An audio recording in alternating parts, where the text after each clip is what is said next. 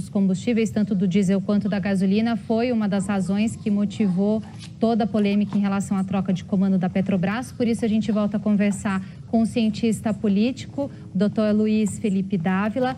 Doutor, mais cedo a gente até mostrou trechos de entrevistas do general Silvio Luna falando para o Valor Econômico, dizendo que, na verdade, não houve nenhum pedido até o momento do presidente Jair Bolsonaro para que ele fizesse qualquer tipo de intervenção nos preços dos combustíveis. O senhor entende que isso seria possível no momento em que a troca se dá na mesma semana em que a gente teve todos esses aumentos criticados pelo presidente? Justamente, Isabela, essa foi a razão pela qual o presidente da Petrobras caiu, exatamente porque ele recusava mexer na política de preço ou seguir a política de preço do presidente. O presidente da companhia tem responsabilidade com os seus acionistas e com a empresa.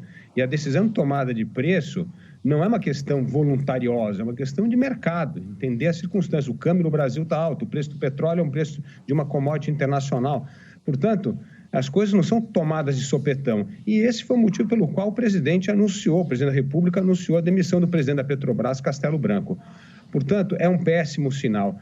E, Isabela, nós precisamos recordar que essa não é a única atitude voluntarista, intervencionista do governo. Isso está ocorrendo também nas outras esferas subnacionais. Nós vimos há pouco tempo no próprio Rio de Janeiro o encampamento da linha amarela, um verdadeiro absurdo, também um rompimento de contrato numa área importantíssima de infraestrutura do Brasil. Então, todos esses sinais demonstram que é um perigo investir no Brasil, que o investir no Brasil pode ser confiscado o investimento, pode ter intervenção do governo, mudar as regras do jogo e afugentar investidores que têm que colocar um capital de longo prazo no Brasil para que nós possamos recuperar a nossa péssima infraestrutura, que é um dos gargalos que prejudica a produtividade e competitividade internacional do país. Portanto, o sinal deste voluntarismo, desse populismo econômico é péssimo para o Brasil nesse momento que nós precisamos atrair investimento. Veja só a questão do saneamento básico, né, Isabela, que é uma coisa tão importante.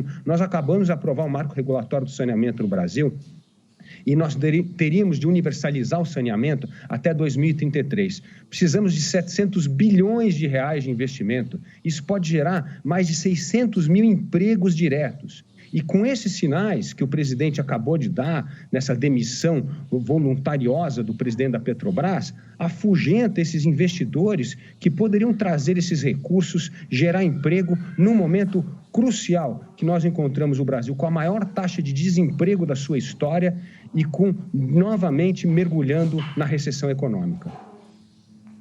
Já pegando carona, então, nesse finzinho da resposta, doutor Felipe, em que situação fica, em que lugar fica o ministro da Economia nesse momento? É uma situação muito delicada, né? Tudo que o ministro da Economia defendeu a vida inteira, que seriam reformas liberais, mostra que esse governo cada vez é mais antiliberal, né? Então, é uma situação extremamente delicada o ministro Paulo Guedes.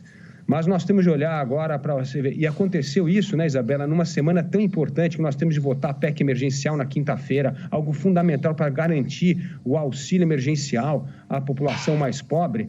E o governo cria esse tumulto com a Petrobras, que vai prejudicar não só a empresa, o Brasil, os investimentos, como também o andamento dessas reformas estruturantes do Estado brasileiro no Congresso Nacional, que são fundamentais para nós conseguirmos ter o auxílio emergencial de forma responsável, respeitando o teto fiscal. A gente até mostrou também mais cedo, doutor Luiz Felipe, uma articulação, né, uma tentativa do Congresso com o governo de viabilizar novamente o auxílio emergencial. O que está sendo discutido é uma nova cláusula de calamidade pública que permite os gastos por fora do teto. Como é que o senhor avalia isso no momento que a gente está nessa crise em relação à Petrobras, mas com altas taxas de desemprego e precisando resolver a questão do auxílio emergencial, porque, ao que tudo indica, o prazo que foi calculado pelo governo foi calculado errado, porque o auxílio emergencial deixou de ser pago, a gente ainda vive uma pandemia e com índices também altíssimos e muito preocupantes de pobreza, as pessoas não têm o que comer. É verdade, Isabela, mas veja só, o auxílio nós já sabíamos que ia terminar em dezembro do ano passado. Em outubro já foi diminuindo o valor do auxílio. O que um governo decente, que planeja, teria feito? aprovado essas reformas da PEC emergencial, da reforma administrativa, no ano passado. Para quê? Para poder ter caixa para continuar o programa agora. Agora, sabendo que acabar o auxílio emergencial, que nós teríamos esse problema, mais uma vez preteriu a aprovação das reformas. E agora, novamente, nós estamos numa situação delicadíssima e que nós ainda precisamos ver qual é o relatório do senador Bittar, que será apresentado amanhã, segunda-feira, para ser votada na quinta-feira. Veja só como as coisas são feitas de forma desorganizada, de sopetão.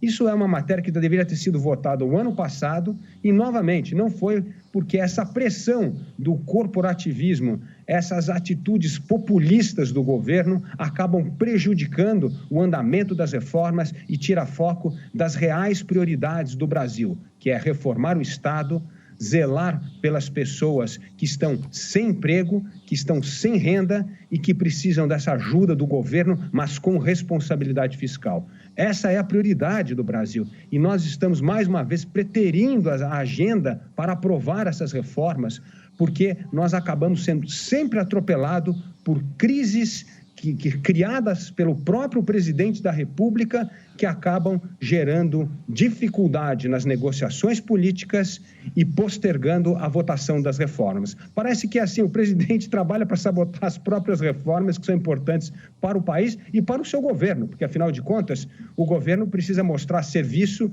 gerando crescimento econômico, emprego e renda para a população. Doutor Luiz Felipe, a próxima semana promete ser muito complicada e de crise. A gente vai ter muita coisa aí para ser discutido. Agradeço demais a participação do senhor aqui com a gente no domingo.